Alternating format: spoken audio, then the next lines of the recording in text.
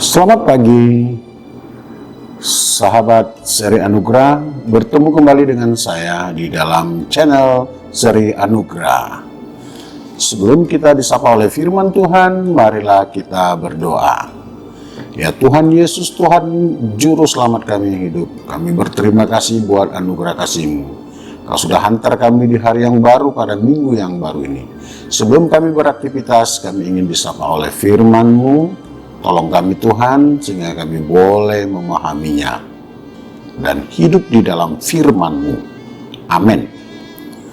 Saudara-saudara yang dikasihi Tuhan Yesus, adalah kebahagiaan dan berkat yang luar biasa kita boleh hadir kembali pada hari yang baru dalam minggu yang baru ini.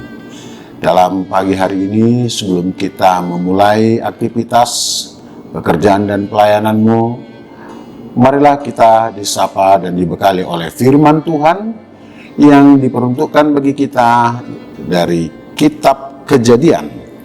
Pasal yang ke-28 ayat pertama, saya baca buat kita, demikianlah firman Tuhan. Kemudian Ishak memanggil Yakub, lalu memberkati dia, serta memesankan kepadanya, katanya, janganlah mengambil istri dari perempuan Kanaan. Saudara-saudara yang dikasihi Tuhan Yesus, bahwa di dalam perjalanan kehidupan kita sering sekali bertemu dengan berbagai suku, ras, bangsa, dan agama. Dan tentu setiap suku atau setiap bangsa ataupun agama akan menonjolkan, akan mempromosikan kelebihan dan keunggulannya masing-masing. Seperti misalnya bangsa Yunani yang terkenal dengan filsafatnya, ada Stoa, dan lain-lain yang sebagainya, ada Aristoteles dan lain sebagainya. Mereka dipenuhi oleh ajaran-ajaran filsuf-filsuf yang tentu ini juga mempengaruhi pola pikir dan pola perlakuan mereka, pendapat-pendapat mereka terhadap kejadian-kejadian yang ada di lingkungannya. Saudara-saudara, bahwa Abram, anak bapa dari orang percaya, dipanggil oleh Allah untuk keluar dari Ur Kasdim ke tanah yang di tempat yang ditunjukkan Allah kepadanya dan yang akan menjadi milik dari Abram dan keturunannya. Dan itu adalah janji Allah sebagaimana yang sudah dituliskan di dalam kitab Kejadian pasal 15 ayat 7-8. Saya baca buat kita. Lalu firman Tuhan padanya, akulah Tuhan yang membawa engkau keluar dari Ur Kasdim untuk memberikan negeri ini kepadamu menjadi milikmu. Kata Abram, ya Tuhan Allah, dari manakah aku tahu bahwa aku memilikinya? Saudara-saudara, itu adalah janji Allah yang Tuhan berikan dan yang Tuhan sudah tetapkan, bahwa bangsa atau umat Israel, keturunan daripada orang percaya, akan mewarisi tanah Kanaan, tanah yang diperjanjikan oleh Allah kepada bapa leluhur mereka, yaitu Abram. Tentu ini harus ditepati. Saudara-saudara yang dikasihi Tuhan Yesus, Allah tidak pernah ingkar dengan janjinya. Allah tidak pernah lupa dengan janjinya. Mungkin manusia yang sering sekali banyak lupa dengan perjanjian-perjanjiannya, tapi Allah akan tetap setia dengan janji setia dan keselamatan yang Dia berikan. Lalu saudara-saudara, apa kaitannya dengan nats kita ini? Saudara, sebagaimana kita ketahui bahwa Ishak sebagai anak dari Abraham memiliki dua anak, yaitu Esau dan Yakub, di mana Esau telah menjual hak kesulungannya kepada Yakub dengan secangkir atau semangkuk kacang merah, karena dia tidak bisa menahan laparnya. Dan tentu konsekuensinya adalah hak kesulungan itu berpindah dalam pengertian bukan menjadi Yakub yang menjadi saudara tua, tidak, tapi berkat itu diberikan atau mahkota sebagai pewaris yang menjadi kelanjutan dari Ishak sebagai bapa leluhur orang percaya diberikan kepada Yakub. Saudara, ini yang menjadi satu pembelajaran bagi kita bahwa kita harus hati-hati dalam bertindak, harus hati-hati dalam menghadapi segala persoalan di dalam kehidupan kita.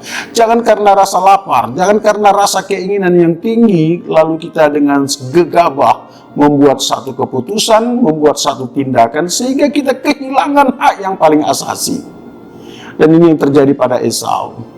Esau sudah menikah dengan orang-orang Kanani.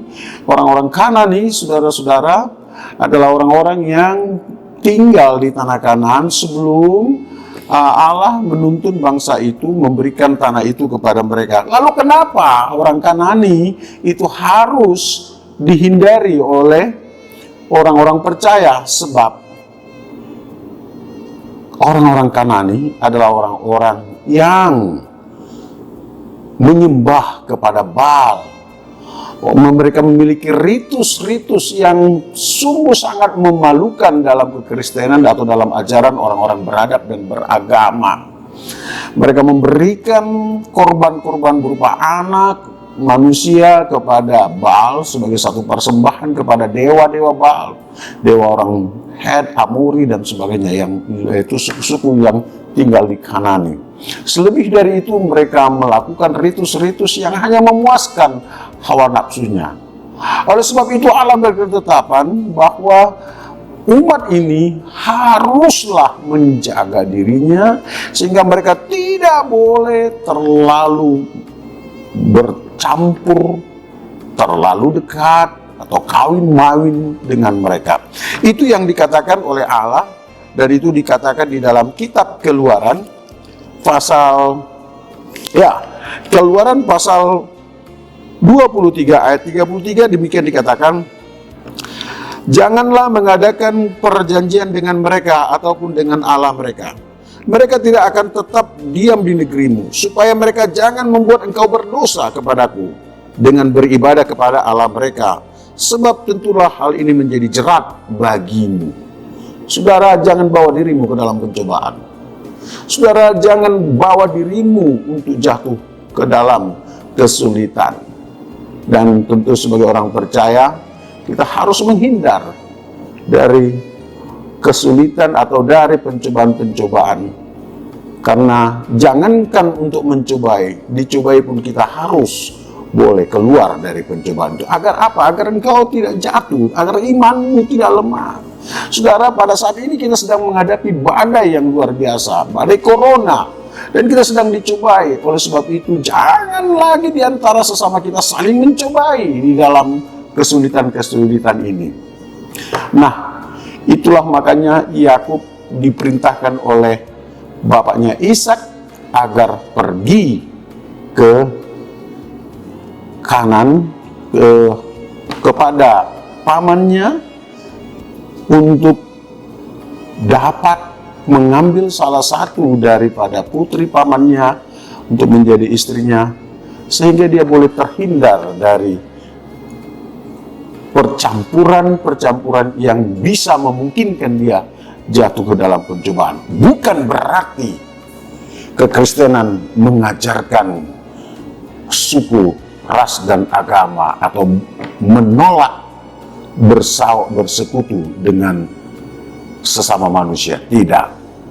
Saudara, apabila engkau mengetahui bahwa sahabatmu penuh dengan kejahatan, bahwa engkau mengetahui di sekelilingmu penuh dengan kejahatan, penuh dengan muslihat, penuh dengan hawa nafsu, engkau sebaiknya meninggalkan itu. Engkau sebaiknya menghindari mereka, agar engkau tidak jatuh dan larut dalam itu, karena mereka tidak akan mungkin engkau nasihati. Sebagai orang yang beriman, baiklah engkau juga mau mengikuti ajaran yang baik. Yakub adalah orang yang mau tunduk pada nasihat dan ajaran. Dan ketika dia menerima berkat dan mendengar nasihat daripada bapaknya, dia pergi. Dalam Kisah yang kelima dikatakan, hormatilah ayah ibumu, agar engkau lanjut umurmu. Saudara-saudara, itu adalah keindahan dari firman Tuhan kepada kita. Nah, dalam pekerjaanmu hari ini, lakukan pekerjaanmu dan ingatlah Di sekelilingmu ada orang yang ingin mencobaimu untuk memanfaatkan situasi, untuk mengajakmu melakukan kecurangan, untuk mengajakmu melakukan sesuatu yang tidak baik. Hindari. Mintalah pertolongan Roh Kudus agar engkau tidak larut dengan pekerjaan itu, dengan kejahatan itu. Maka selamat bekerja, selamat melayani Tuhan. Jangan larut dengan kejahatan dunia ini.